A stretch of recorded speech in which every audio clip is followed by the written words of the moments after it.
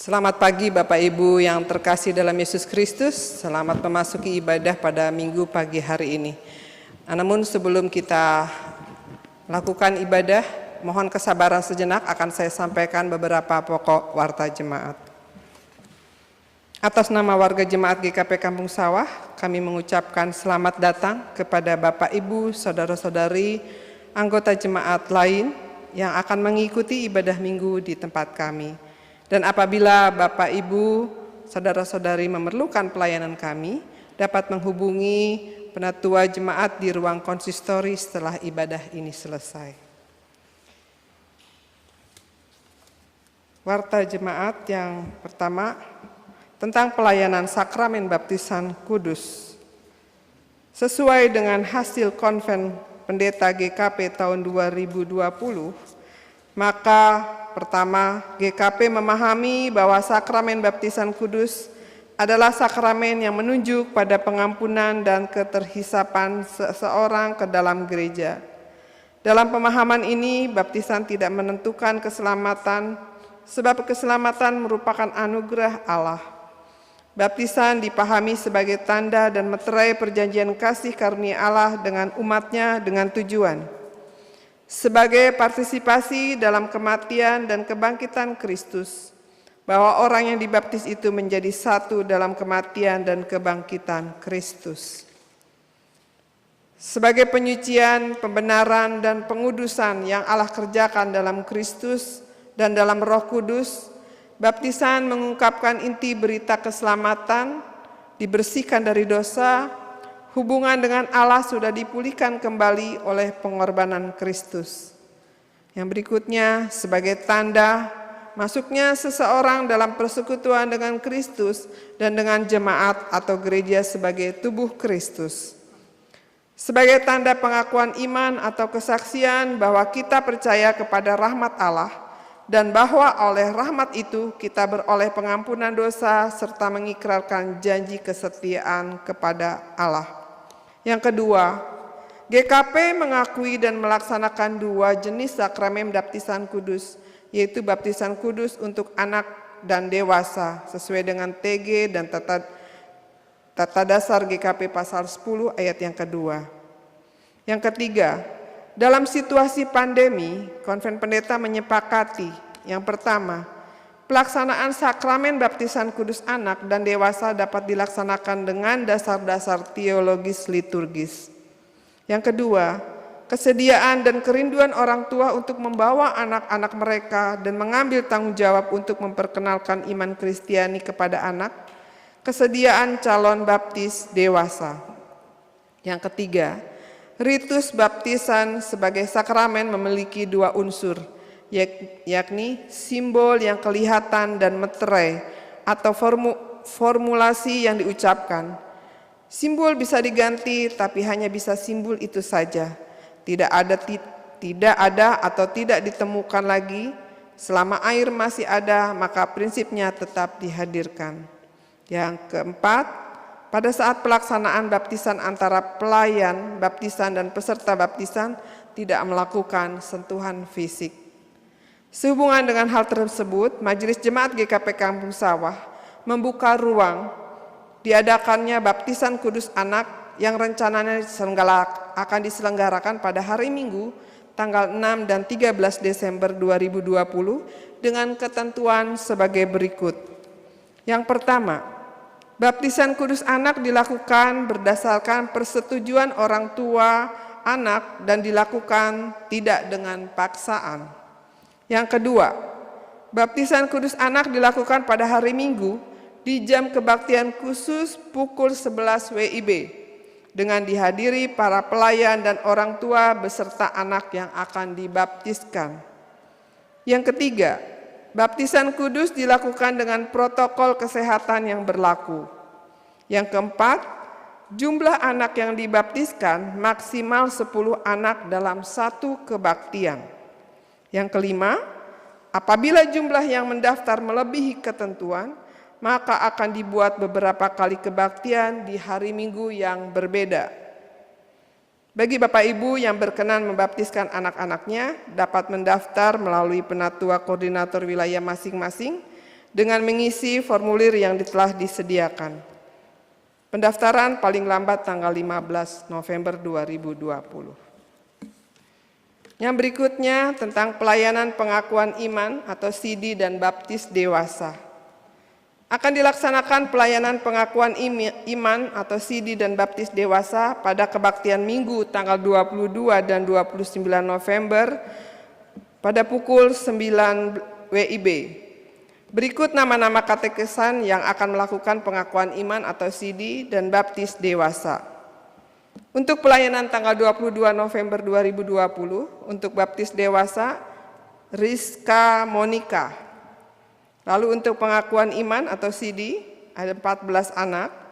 Yang pertama, Abi Lionel Rikin, 2 Angkara Dani, 3 Arya Robomantara, 4 Bayu Setia Nugraha, 5 Cliff Arnoldi, 6 Ebenezer, 7 Edward Christopherus Penjol, ke-8 Ferdinand Hutajulu, 9 Francisca Carla Piri, 10 Ronald Tumbelaka, 11 Russell Arlando Presley, 12 Sintawati, 13 Feus Graseka Napiun, 14 Yoel Orto de Lapas Niman.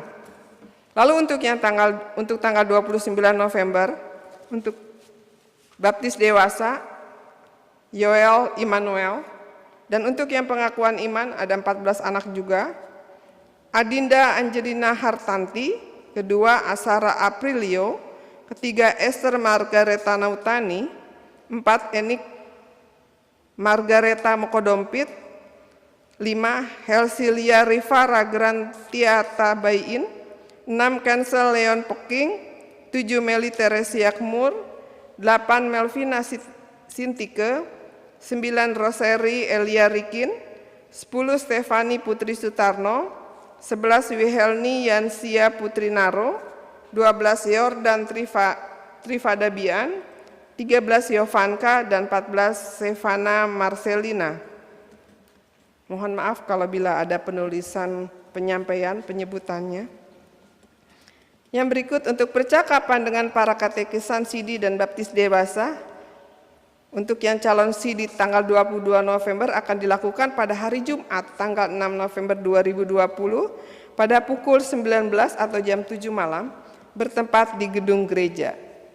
Dan yang untuk tanggal 29 Februari 2020 akan dilaksanakan pada hari Jumat tanggal 13 November 2020 pada pukul 19 atau 7 malam bertempat di gedung gereja. Bapak Ibu yang dikasihi Tuhan, pada ibadah kita pada pagi hari ini akan dilayani oleh Bapak Pendeta Leonard Bayu Laksono Dalope, dan bagi Bapak Ibu saudara-saudari yang bertugas dalam pelayanan kita hari ini, atas pelayanan yang diberikan kiranya Tuhan senantiasa memberkati kehidupan dan pelayanan Bapak Ibu.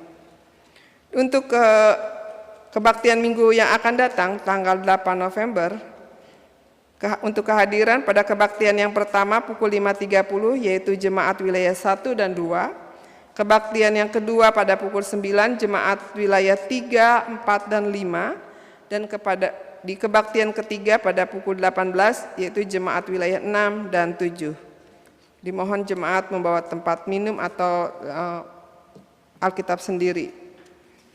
Berikutnya tentang kegiatan kategorial, Komisi Pelayanan Tunas Remaja atau KTR, kebaktian tunas remaja daring atau online diinformasikan kepada para tunas remaja bahwa akan dilaksanakan kebaktian Komisi Tunas Remaja secara daring atau online, bisa via Zoom, pada hari Sabtu tanggal 7 November 2020 pada waktunya pukul 19 atau 7 malam, medianya Zoom Meeting. ID meeting Zoom-nya bisa di 89148977506. Passcode-nya KTR. Dipersilakan bagi para tunas remaja untuk ikut ambil bagian dalam kegiatan tersebut. Berikutnya dari Komisi Diakonia Pendidikan Sosial, Komdiksos. Komdiksos akan mengadakan pemberian dana kasih kepada para penerima diakonia dalam rangka Natal Diakonia yang akan dilakukan pada tanggal 19 Desember 2020.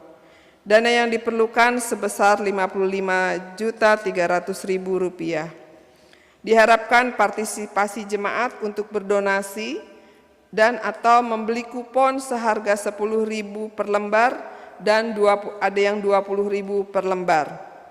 Donasi dan informasi dapat menghubungi Ibu Marta, Bapak Steve Matatula, Ibu Asiana Sanglir, dan pengurus wilayah masing-masing. Berita atestasi.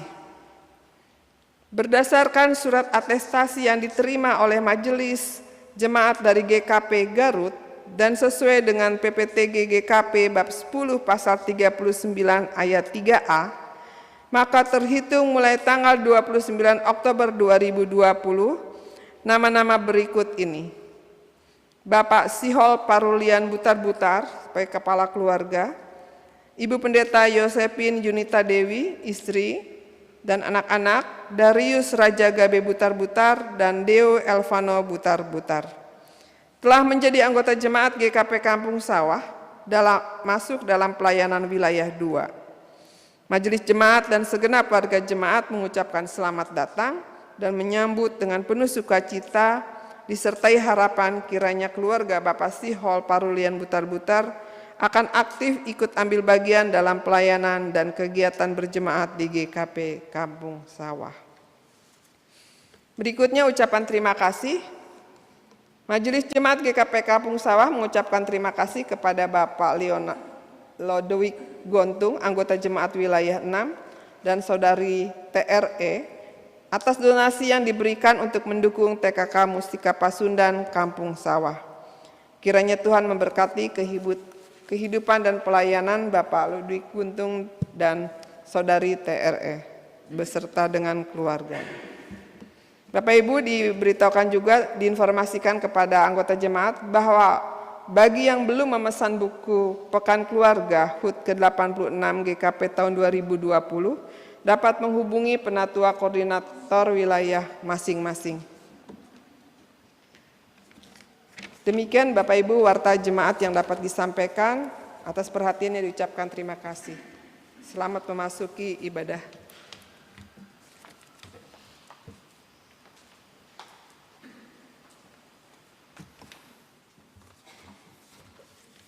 Mari kita berdiri.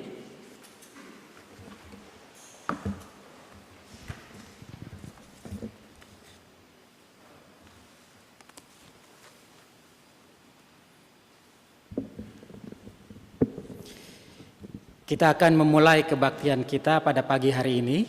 Kita menggunakan tata kebaktian Minggu Pekan Keluarga. Bagi Bapak Ibu Saudara-saudari yang menggunakan buku Pekan Keluarga, terdapat pada halaman 73.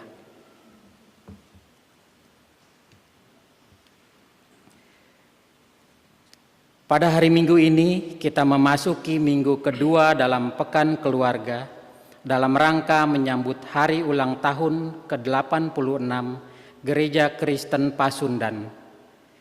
Sebagai umat Tuhan, kita semua diundang untuk kembali menghayati makna kehidupan, keberadaan, dan kehadiran sebagai gerejanya di tengah gumul dan juang yang dihadapi, bahwa kita boleh ada sampai saat ini dan segala sesuatu yang kita terima hanyalah berasal dari Tuhan yang tetap setia dari dahulu, sekarang, dan sampai selamanya. Oleh karena itu, marilah kita bersama datang kepadanya dengan penuh sukacita dan menyembah kepadanya.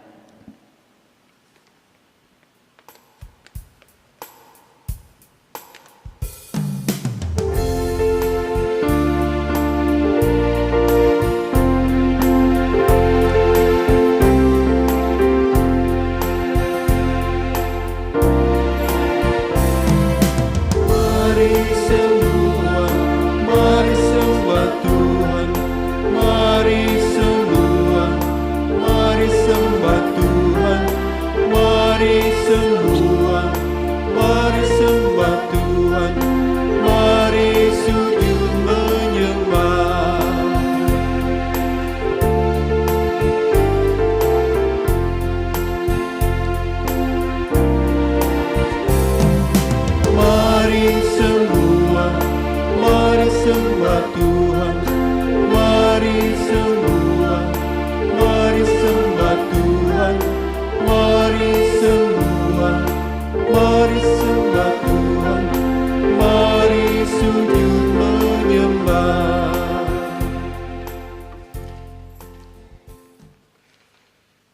Bapak dan saudara-saudara, pertolongan kita memasuki Pekan Keluarga Gereja Kristen Pasundan di minggu kedua ini adalah dalam nama Tuhan yang menjadikan langit dan bumi. Kasih karunia dan damai sejahtera dari Allah Bapa, Anak dan Roh Kudus menyertai saudara-saudara. Dan menyertai saudara juga. Nas pembimbing dalam kebaktian Pekan Keluarga GKP ini dibacakan dari Yosua pasal 3 ayat 10a. Demikian firman Tuhan. Lalu kata Yosua, dari hal inilah akan kamu ketahui bahwa Allah yang hidup ada di tengah-tengah kamu. Kidung Jemaat 18.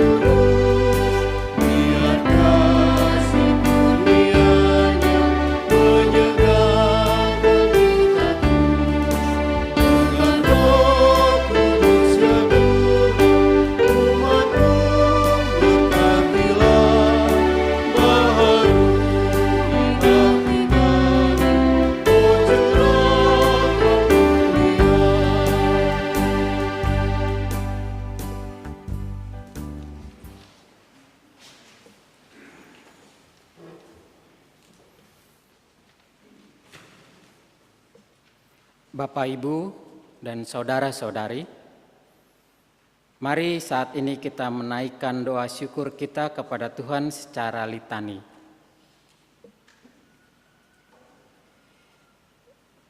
Ya Allah yang Maha Rahim, ucapan syukur sudah selayaknya kami naikkan dan haturkan keharibaanmu yang kudus, karena begitu besar cinta kasih yang telah Engkau nyatakan bagi Gereja Kristen Pasundan yang akan memasuki usia 86 tahun. Sepanjang dulu mulai 80 tahun lamanya, Engkau tidak pernah meninggalkan kami dalam suka maupun duka, dalam situasi tenang maupun dalam segala keadaan, Engkau tetap hadir menyertai kami. Bahkan ketika dalam situasi pandemi COVID-19 yang menyebabkan kami sebagai gerejamu harus menyesuaikan diri dengan perubahan-perubahan yang ada, kami sempat mengalami kekhawatiran dan kegamangan. Namun kami yakin bahwa Engkau pun hadir di dalam situasi tersebut, mendidik dan mengajarkan kepada kami untuk semakin bijak, memaknai peribadahan dan berelasi dengan Tuhan dan sesama kami. Ya, sebagai keluarga, kami bersyukur karena kami diberikan waktu untuk berelasi lebih baik dengan istri, anak-anak, dan kerabat-kerabat. Dan bahkan Kami semakin diteguhkan iman percaya kami bahwa Engkau adalah Allah yang hidup, Allah yang tetap setia di sepanjang perjalanan hidup umat-Mu. Khususnya kami selaku keluarga besar Gereja Kristen Pasundan. Terpujilah Engkau ya Tuhan dari kekal sampai selama-lamanya. Amin.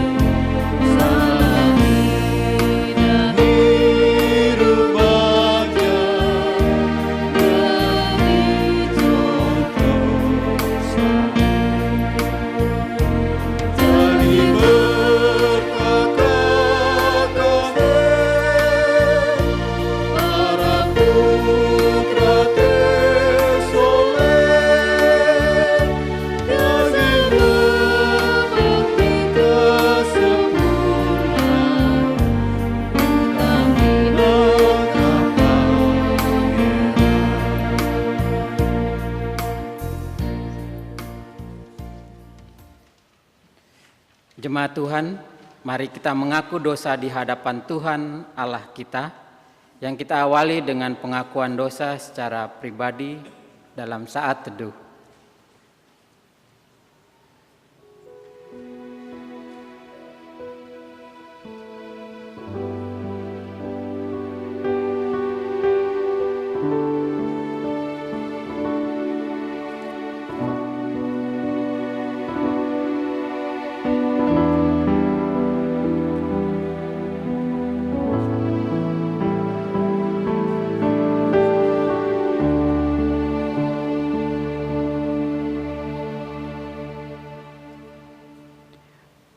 Mari kita berdoa.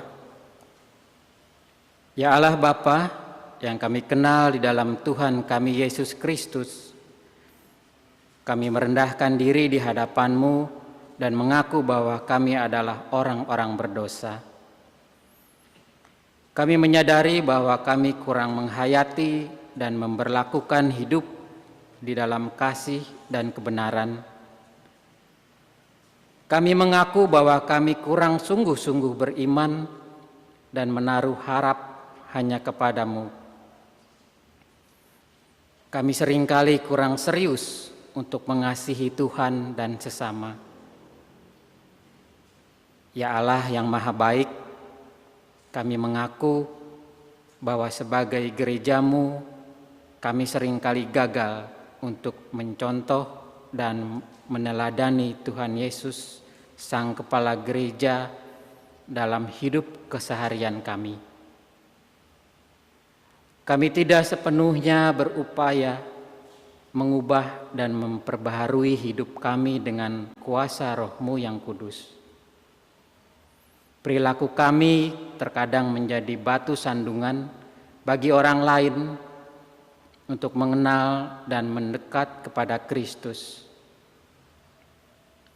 Ya Tuhan, kami mengaku terlalu sibuk dengan urusan diri kami sendiri dan begitu banyak berdalih untuk mengelak dari tugas panggilan-Mu. Kami kerap sibuk dengan seremoni dan ritual belaka dan kehilangan banyak waktu dan tenaga untuk mempraktekkan cinta kasih dan kebajikan bagi sesama. Ya Allah yang penuh cinta, ampunilah kami selaku gereja-Mu, baharuilah kami dan kobarkanlah semangat cinta kasih-Mu melalui kuasa Roh-Mu yang Maha Kudus, agar kami terus melangkah maju di tengah tantangan zaman. Amin.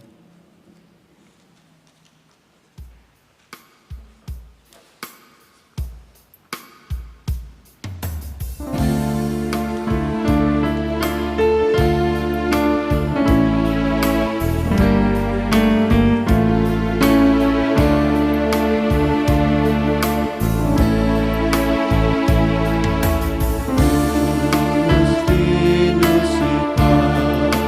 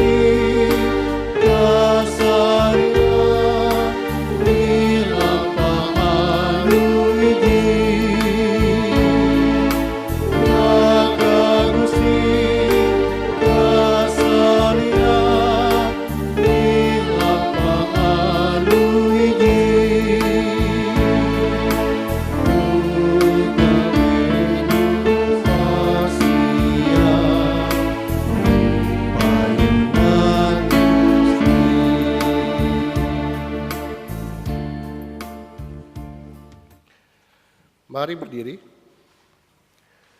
Bagi kita semua yang mengakui dosa di hadirat Tuhan, dengarlah firman Tuhan yang berkenan mengampuni dosa kita yang dibacakan dari surat 1 Petrus 2 ayat 24 dan 25. Demikian firman Tuhan. Ia sendiri telah memikul dosa kita di dalam tubuhnya di kayu salib, supaya kita yang telah mati terhadap dosa hidup untuk kebenaran. Oleh bilur-bilurnya kamu telah sembuh, sebab dahulu kamu sesat seperti domba, tapi sekarang kamu telah kembali kepada gembala dan pemelihara jiwamu. Melalui firman itu dalam nama Allah Bapa, Anak dan Roh Kudus, kami beritakan kepada saudara-saudara dengan tulus ikhlas mengaku dosa di hadirat Allah, serta mencari keselamatan hanya kepada Yesus Kristus, bahwa Allah mengampuni dosanya. Amin. Kidung Keesaan 101.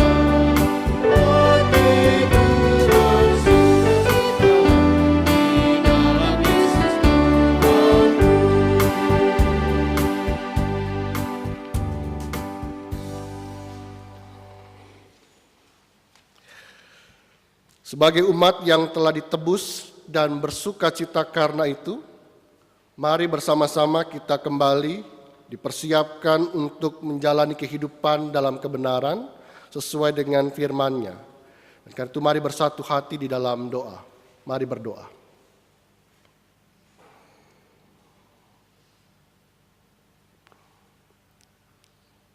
Dan kiranya Tuhan tetap menempatkan sukacita dalam hati kami untuk menyambut anugerah pengampunan dari Tuhan. Pengampunan yang terus diberikan kepada kami domba-domba yang sesat. Namun demikian ya Allah, Engkau Sang Gembala dan pemelihara jiwa kami, tuntunlah kami selalu agar perjalanan kehidupan kami di masa-masa sulit seperti ini, kami tidak menjadi orang-orang yang jatuh dan kalah, melainkan orang-orang yang mempunyai daya juang, bertahan hidup, bahkan berhasil melewati masa-masa krisis yang kami hadapi, baik pribadi maupun keluarga. Dan karena itu ya Tuhan, kebenaran firman-Mu menjadi titik tolak langkah perjalanan kami diterapkan. Dan karena itu ya Allah, bimbinglah kami senantiasa, baik hamba-Mu maupun setiap orang yang mendengarnya. Kami perlu menjalaninya setelah firman ini disampaikan. Dan karena itu ya Allah, bersabdalah kepada kami, sebab kami sedia untuk mendengarnya. Demi Kristus Tuhan kami berdoa. Amin.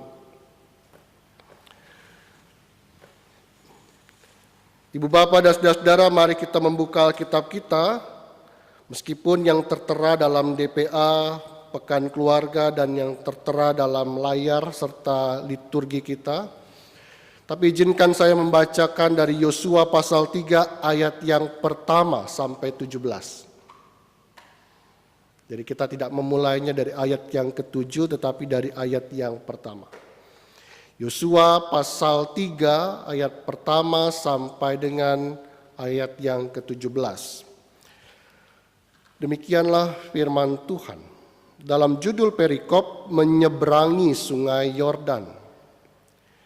Yosua bangun pagi-pagi, lalu ia dan semua orang Israel berangkat dari Sitim, dan sampailah mereka ke sungai Yordan. Maka bermalamlah mereka di sana sebelum menyeberang. Setelah lewat 3 hari, para pengatur pasukan menjalani seluruh perkemahan dan memberi perintah kepada bangsa itu, katanya, segera sesudah kamu melihat tabut perjanjian Tuhan Allahmu yang diangkat para imam yang memang suku Lewi, maka kamu harus juga berangkat dari tempatmu dan mengikutinya. Hanya antara kamu dan tabut itu harus ada jarak kira-kira 2000 hasta panjangnya. Janganlah mendekatinya. Maksudnya supaya kamu mengetahui jalan yang harus kamu tempuh, sebab jalan itu belum pernah kamu lalui dahulu. Berkatalah Yosua kepada bangsa itu, kuduskanlah dirimu, sebab besok Tuhan akan melakukan perbuatan yang ajaib di antara kamu. Dan kepada para imam itu Yosua berkata demikian, angkatlah tabut perjanjian dan menyeberanglah di depan bangsa itu. Maka mereka mengangkat tabut perjanjian dan berjalan di depan bangsa itu. Dan Tuhan berfirman kepada Yosua, pada hari inilah aku mulai membesarkan namamu di mata seluruh orang Israel, supaya mereka tahu bahwa seperti dahulu aku menyertai Musa, demikianlah aku akan menyertai engkau. Maka kuperintahkanlah kepada para imam pengangkat tabut perjanjian itu demikian. Setelah kamu sampai ke tepi air sungai Yordan, haruslah kamu tetap berdiri di sungai Yordan itu. Lalu berkatalah Yosua kepada orang Israel, datanglah dekat dan dengarkanlah firman Tuhan Allahmu. Lagi kata Yosua, dari hal inilah akan kamu ketahui bahwa Allah yang hidup ada di tengah-tengah kamu, dan bahwa sungguh-sungguh akan dihalaunya orang Kanaan, orang Het, orang Hewi, orang Feris, orang Girgasi, orang Amori, dan orang Yebus itu dari depan kamu. Sesungguhnya tabut perjanjian Tuhan semesta bumi berjalan menyeberang di depan kamu, masuk ke sungai Yordan. Maka sekarang pilihlah 12 orang dari suku-suku Israel, seorang dari tiap-tiap suku. Segera sesudah kaki para imam pengangkat tabut Tuhan semesta bumi berhenti di dalam air sungai Yordan, maka air sungai Yordan itu akan terputus. Air yang turun dari hulu akan berhenti mengalir menjadi bendungan. Ketika bangsa itu berangkat dari tempat perkemahan mereka untuk menyeberangi sungai Yordan, para imam pengangkat tabut perjanjian itu berjalan di depan bangsa itu. Segera sesudah para pengangkat tabut itu sampai ke sungai Yordan, dan para imam pengangkat tabut itu mencelupkan kakinya ke dalam air di tepi sungai itu, sungai Yordan itu sebak sampai meluap sepanjang tepinya selama musim menuai. Maka berhentilah air itu mengalir. Air yang turun dari hulu melonjak menjadi bendungan jauh sekali di dekat Adam, kota yang terletak di sebelah Sartan. Sedang air yang turun ke laut Araba itu, yakni laut asin, terputus sama sekali. Lalu menyeberanglah bangsa itu di tentangan Yeriko. Tetapi para imam pengangkat tabut perjanjian Tuhan itu tetap berdiri di tanah yang kering, di tengah-tengah sungai Yordan. Sedang seluruh bangsa Israel menyeberang di tanah yang kering, sampai seluruh bangsa itu selesai menyeberangi sungai Yordan. Demikianlah pembacaan Alkitab. Yang berbahagia kita yang mendengarnya, terlebih yang mau memelihara dalam kehidupan. Haleluya.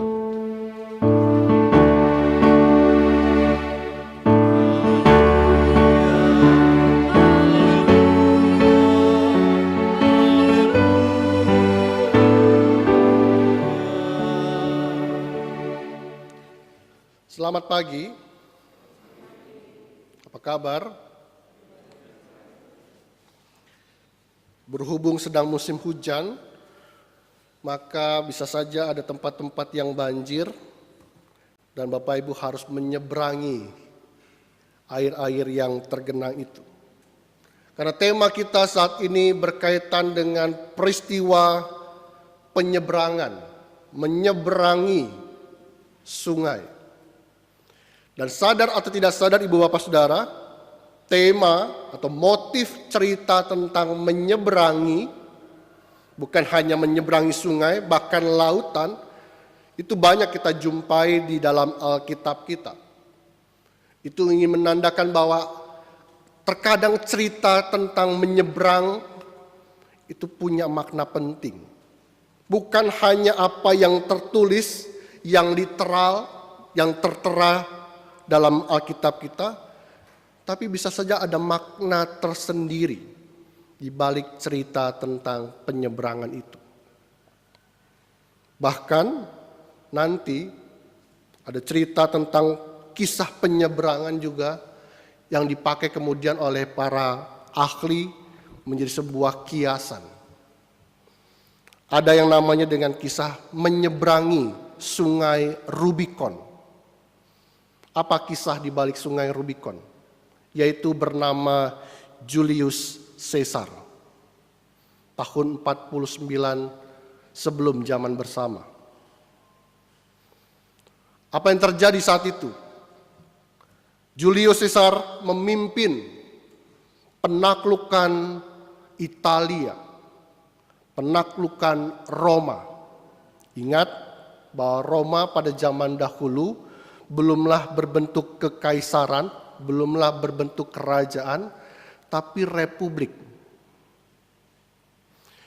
Karena ini adalah Republik Romawi, maka mereka datang untuk menaklukkan senat-senat, kalau kita menyebutnya parlemen gitu ya, yang ada di kota Roma.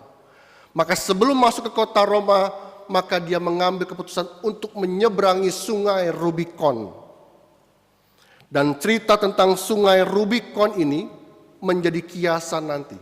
Karena cerita-cerita seperti ini menandai sebuah proses perubahan, beradaptasi, mengambil keputusan penting dalam kehidupan. Julius Caesar sebelum menyeberangi sungai Rubicon, dia adalah orang yang ragu-ragu. Apakah saya berani melawan senat-senat itu atau tidak yang ada di kota Roma? Tapi ketika dia menyeberangi, ada sebuah keputusan penting. Bukan hanya bagi Julius Caesar secara pribadi, tapi nanti Kekaisaran Romawi. Memang pada zaman Julius Caesar belum terbentuklah kekaisaran secara formal, tapi nanti anaknya Kaisar Agustus baru mengubah republik menjadi Kekaisaran Romawi. Dan karena itu banyak cerita-cerita Alkitab juga menunjukkan ada makna dari kisah penyeberangan bangsa Israel melewati Laut Teberau. Kisah yang disebutkan hari ini, Yosua memimpin bangsa Israel menyeberangi sungai Yordan. Nanti Bapak Ibu akan menemukan cerita Elia dan Elisa yang juga menyeberangi sungai Yordan.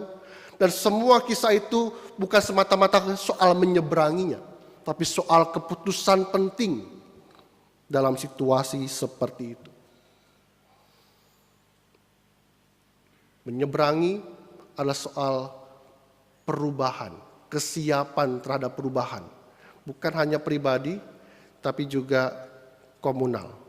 Bukan hanya individu-individu seseorang, tetapi juga umat Tuhan.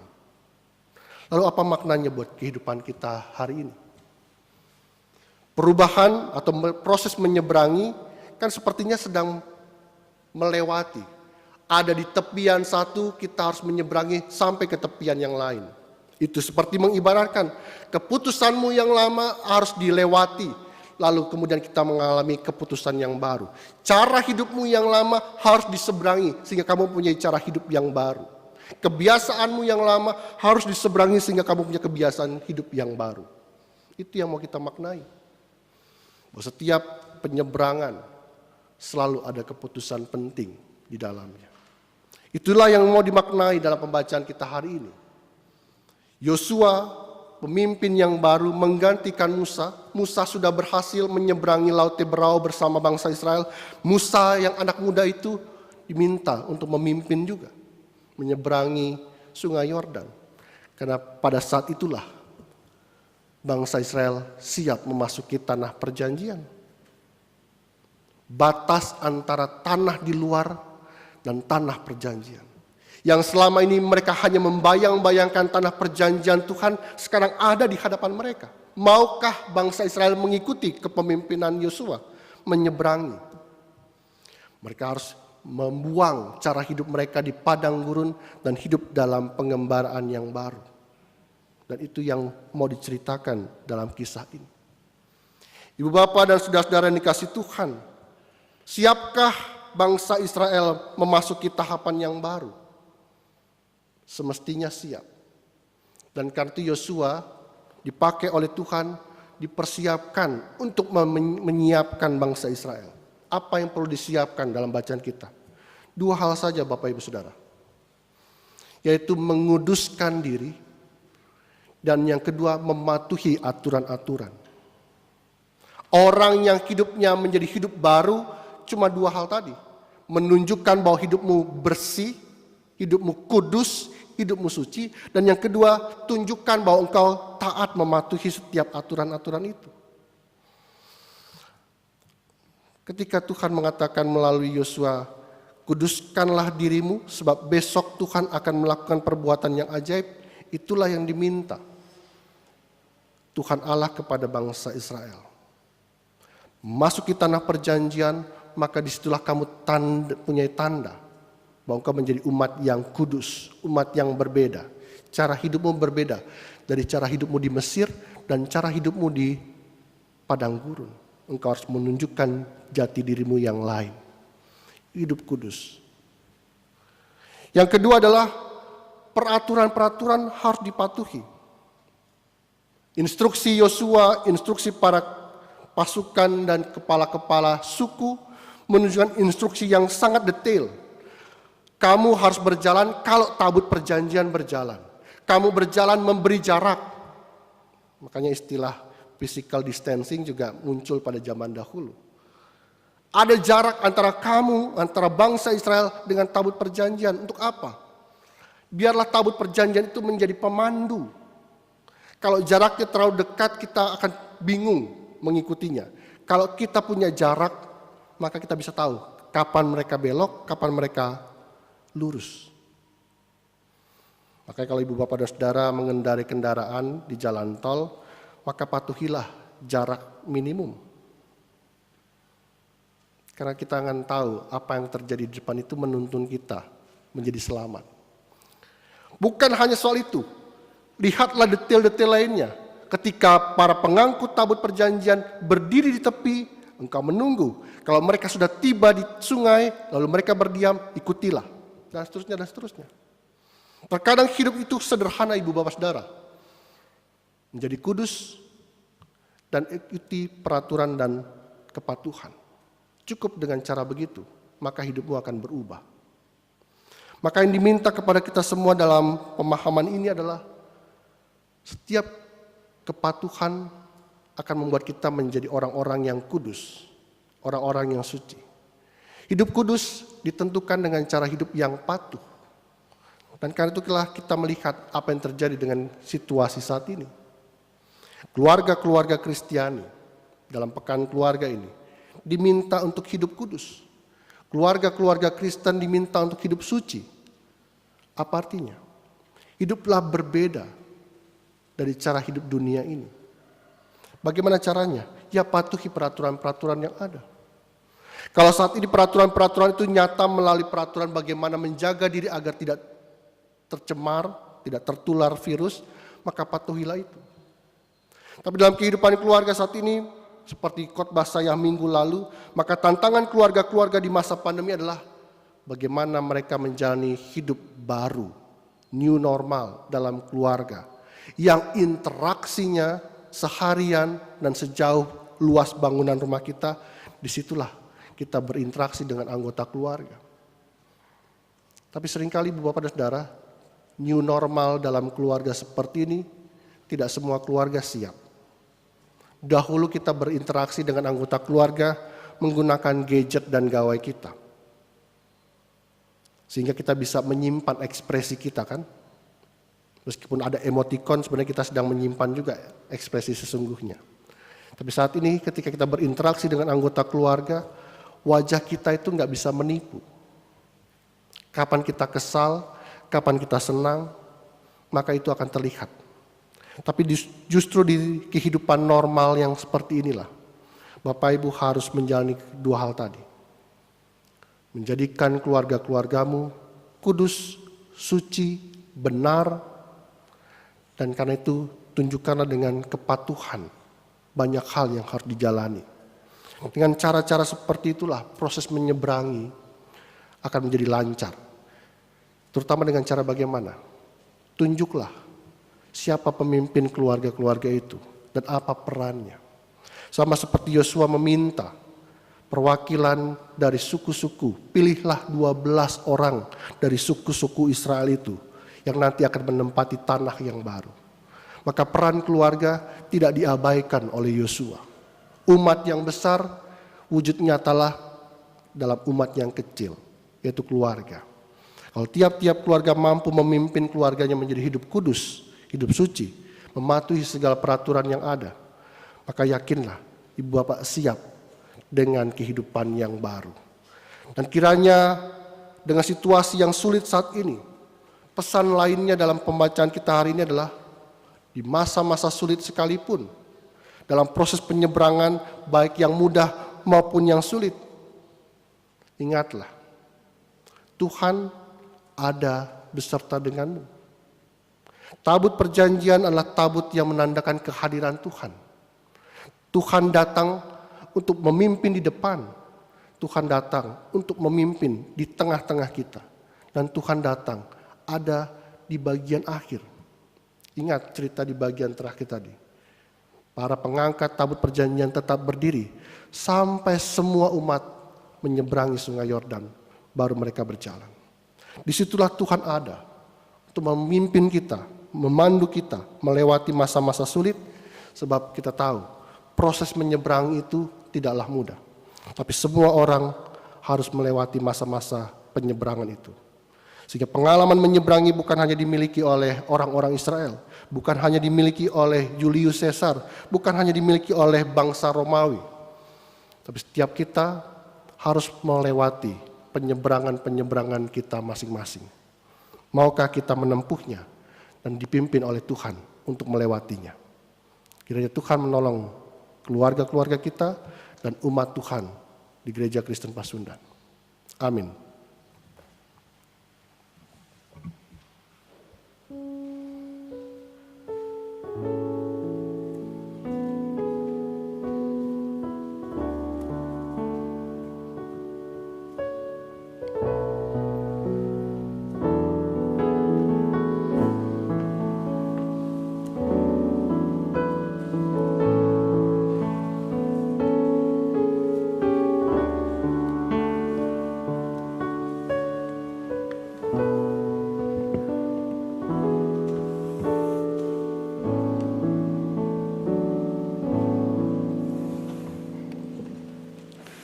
Mari kita bersama bangkit berdiri. Jemaat Tuhan, mari kita mengikrarkan pengakuan iman percaya kita bersama dengan gereja dari segala abad dan tempat. Aku percaya kepada Allah, Bapa yang Maha Kuasa, Khalik langit dan bumi, dan kepada Yesus Kristus, Anaknya yang tunggal Tuhan kita, yang dikandung daripada Roh Kudus, lahir dari anak darah Maria, yang menderita di bawah pemerintahan Pontius Pilatus, disalibkan, mati dan dikuburkan, turun ke dalam kerajaan maut. Pada hari yang ketiga bangkit pula dari antara orang mati, naik ke surga, duduk di sebelah kanan Allah, Bapa yang Maha Kuasa. Untuk menghakimi orang yang hidup dan yang mati. Aku percaya kepada Roh Kudus, gereja yang kudus dan am, persekutuan orang kudus, pengampunan dosa, kebangkitan daging dan hidup yang kekal. Amin. Silakan duduk kembali.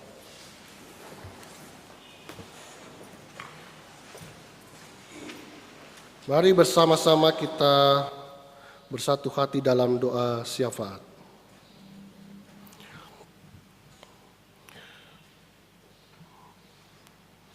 Tuhan, di saat ini kami akan mengalami tahapan penyeberangan apapun yang akan kami lalui. Dan kiranya pengalaman-pengalaman itu bukan hanya menumbuh kembangkan iman pribadi kami, tetapi juga cinta kasih dalam keluarga-keluarga kami. Pribadi yang siap meninggalkan cara hidup yang lama, berganti dengan cara hidup yang baru. Keluarga-keluarga yang meninggalkan perkara-perkara hidup yang menyulitkan mereka kepada kehidupan baru yang membahagiakan mereka. Dan karena itu ya Tuhan, setiap proses penyeberangan itu, kami tahu Tuhan akan memimpin, memandu, bahkan Tuhan mengerjakan sampai selesai perkara-perkara kehidupan yang kami alami. Kami ingin berdoa juga ya Tuhan, pimpinlah senantiasa proses penyeberangan iman bagi saudara-saudara kami yang akan menerima baptisan dewasa dan pengakuan iman sidi mereka. Dan kiranya pengalaman penyeberangan ini dari hidup lama menjadi hidup yang baru, hidup kanak-kanak menjadi hidup yang dewasa, hidup yang meminjam pengakuan iman orang tuanya kepada pengakuan iman pribadinya, maka disitulah proses penyeberangan mereka lalui. Dan Tuhan akan memberkati mereka. Kami ingin berdoa juga ya Tuhan, bagi saudara-saudara kami yang harus mengalami proses pengobatan, pemulihan, dan memohon anugerah kesembuhan dari Tuhan. Kami ingin berdoa bagi Bapak Boyat Samad, Bapak Warman Hidayat, Bapak Rizal Kayum, Bapak Kristoferus, Bapak Mardi Rikin, Bapak Yohanes Budiarto, Ibu Hermalina Kusnawi, Ibu Yesiana Harahap, Ibu Asiana Sairin, Ibu Rosalia Otol, Ibu Sujiati, Ibu Santi Oktora, Ibu Rosmiati Makaluas, Ibu Emawati, Ibu Neti Bayin, Ibu Elizabeth, Saudari Agnes, dan Saudari Oktaviani. Begitu juga dengan Ibu Sumiarti Tampu Bolon, Bapak M.S. Susatyo, Ibu Margareta, Ibu Maria Wasina Kadiman, Ibu Nia Sairun, Bapak Sony Antonius. Begitu juga dengan orang tua kami yang sudah lanjut usia. Opung Si Hombing, Bapak Warman Hidayat, Bapak Parmena Sandang, Bapak Edwin Kot, Bapak Bertus Empi, Bapak Bonin Dimin, Ibu Esther Wakina, Ibu Selvia Lasso, Ibu Icih, Ibu Asiana Kuli, Ibu Asmani Saiman, Ibu Mari Cesanglir, Ibu Halimah, Ibu Marsih Bayin, Ibu Asmiati Kuli, Ibu Paija, dan Ibu Anisamat. Tuhan kiranya menguatkan mereka menjalani masa-masa tua mereka, dan pada akhirnya Tuhan sendirilah yang tetap menjaga dan menggendong mereka melewati masa-masa tua di mana tubuh mereka menjadi lemah, tapi kiranya batin mereka senantiasa diperbaharui dari hari ke hari. Kami ingin berdoa bagi tiap-tiap keluarga dalam persoalan dan pergumulan yang mereka hadapi. Topanglah mereka untuk mampu melewatinya dengan cinta kasih, dengan kesehatian, dengan tetap menjaga bahwa mereka adalah orang-orang yang saling mengasihi, dan karena itu kasih menjadi sebuah metode cara untuk menyelesaikan perkara-perkara keluarga. Kami ingin berdoa dalam upaya mendidik, mengajar, membekali anak-anak kami dalam kedewasaannya, memperkenalkan Tuhan sebagai juru selamatnya, menjadikan Tuhan sebagai pelita kehidupan mereka. Dan karena itu ya Tuhan, berkati, berikan bekal-bekal-Mu kepada para orang tua, sehingga mereka pun mengerjakan tugas panggilan itu dengan sebaik-baiknya. Kami ingin berdoa dengan berbagai pergumulan pribadi kami masing-masing dalam menghadapi masa-masa sulit pandemi ini. Kesulitan mendapatkan pekerjaan, kesulitan mendapatkan penghasilan harian bahkan bulanan, kami yang sulit menyelesaikan perkara-perkara hutang piutang, maka Tuhan menolong kami melewati masa-masa sulit itu dengan tetap berpegang teguh pada cara-cara yang benar seturut dengan firman-Mu. Kami ingin berdoa bagi kehidupan bergereja kami. Topanglah gereja Tuhan untuk mengerjakan bagiannya. Kami tahu ya Allah, misi Allah bagi dunia mendatangkan damai sejahtera. Maka gereja dipakai Tuhan juga untuk mendatangkan damai itu melalui hal-hal yang mampu dikerjakan oleh gereja Tuhan. Karena itu ya Allah, berikan kesehatian bagi para pelayan-Mu, pendeta-pendeta jemaat, setiap orang yang mengambil bagian sebagai penatua, dan setiap orang yang mengambil bagian dalam panitia-panitia, tim, dan komisi-komisi yang ada. Maka dengan kesehatian mereka lah segala hal yang menjadi panggilan gerejawi diterapkan dan mendatangkan hasil yang baik. Kami ingin berdoa bagi kehidupan bangsa dan dunia ini. Tuhan menolong kami menyelesaikan perkara-perkara dalam negeri ini yang terkadang menjadikan kami sulit untuk bertumbuh sebagai bangsa yang sejahtera. Dan karena itu ya Tuhan, kesehatian dalam perbedaan yang ada, mampukan kami untuk tetap menjadi bangsa yang satu, yang menantikan suatu masa di mana bangsa ini akan menjadi bangsa yang maju, bangsa yang sejahtera. Kami ingin berdoa juga ya Tuhan bagi kehidupan dunia ini. Di tengah ancaman, banyak hal-hal konflik yang terjadi, maka mampukan dunia ini merasakan damai Tuhan. Ideologi, agama, dan hal-hal yang terkadang memecah belah menyatukan kami saat ini dengan harapan. Damai itu ada bagi dunia. Dan karena itu ya Tuhan, berikan kami kesehatian melakukan apa yang menjadi cara beriman kami masing-masing. Hingga pada akhirnya damai itu lahir dari penghayatan iman terhadap Tuhan yang mendatangkan damai.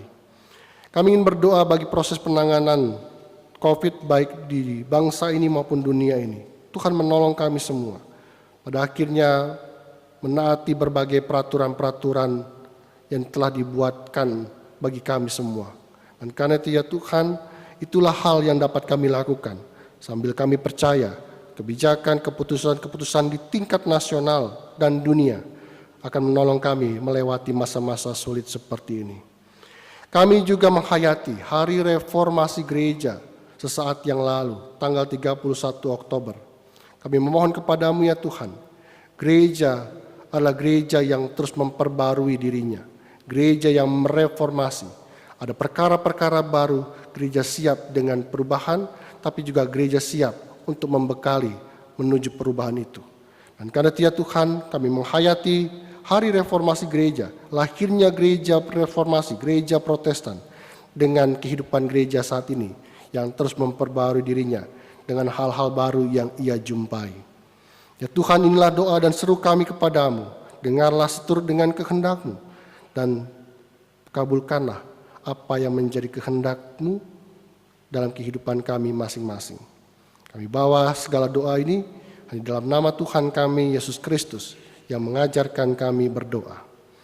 Bapa kami yang ada di sorga, dikuduskanlah nama-Mu, datanglah kerajaan-Mu, jadilah kehendak-Mu di bumi seperti di sorga. Berikanlah kami pada hari ini makanan kami yang secukupnya, dan ampunilah kami akan segala kesalahan kami, seperti kami juga mengampuni orang yang bersalah kepada kami. Dan janganlah membawa kami ke dalam pencobaan, tapi lepaskanlah kami dari yang jahat. Karena Engkau yang punya kerajaan dan kuasa dan kemuliaan sampai selama-lamanya. Amin.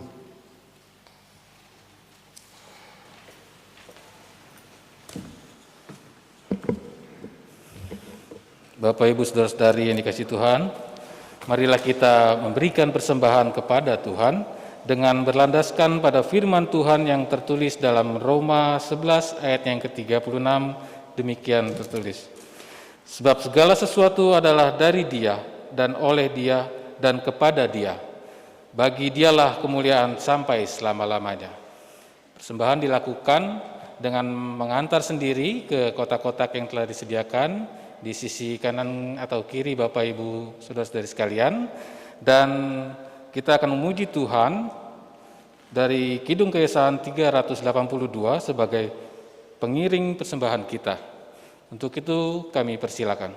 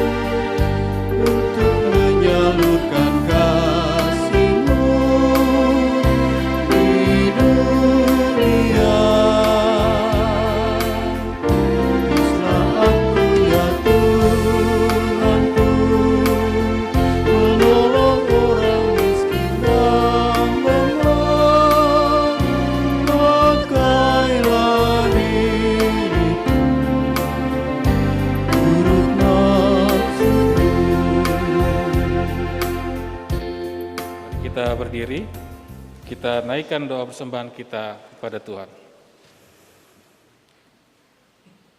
Siapakah kami ini ya Tuhan, sehingga sanggup memberi kepadamu? Semua yang ada pada kami berasal dari Engkau. Siapakah kami ini ya Tuhan, sehingga tangan-Mu harus menerima dari kami? Engkaulah yang menciptakan kami dan tangan-Mu lah yang membentuk tubuh dan jiwa kami. Sebab itu kami merendahkan diri kami ya Tuhan, menengadah tangan ke atas, menyerahkan persembahan buah hidup kami.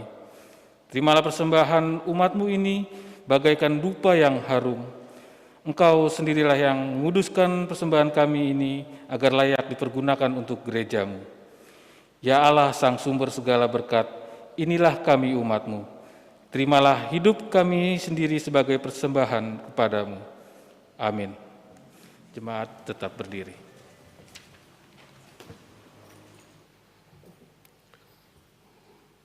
Ibu Bapa, jemaat Tuhan, kini pergilah dalam sukacita serta ingatlah apa yang menjadi pesan firman Tuhan hari ini. Yani agar kita menjadi keluarga-keluarga yang tetap teguh menaruh keyakinan iman bahwa Allah tetap setia hadir di tengah kemelut hidup yang kita alami. Sehingga kita pun meyakini bahwa kita dimampukan untuk melewati kemelut kehidupan atas pertolongan dan cinta kasih-Nya semata. Bila badai menerpamu.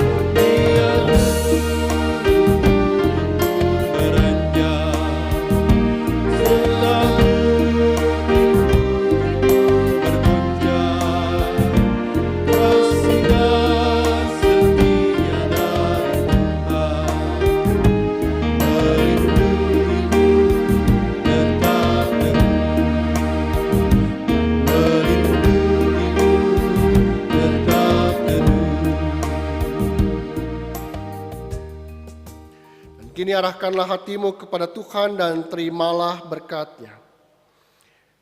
Kasih karunia Tuhan Yesus Kristus dan kasih sejati dari Allah serta pertolongan Roh Kudus menyertai saudara-saudara kini dan selama-lamanya. Amin.